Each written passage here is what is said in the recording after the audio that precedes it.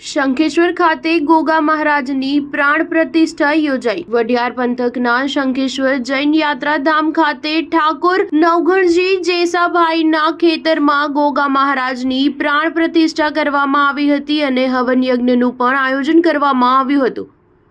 લોકો યજ્ઞમાં બેસવા પાટલાનો લાભ લીધો હતો। આ અવસરે લોકો મોટી સંખ્યામાં ઉપસ્થિત રહ્યા હતા, જેમાં જહાજ મંદિરના પૂજ્ય સાધ્વીજી મહારાજ સાહેબ તરફથી એક સરસ મજાનું પંખીઘર આ ખેતરે મુકાવ્યું હતું।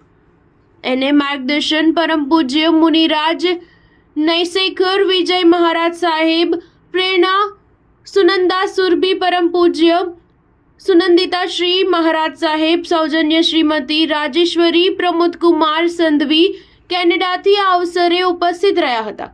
Star news 7 Shankheshwar.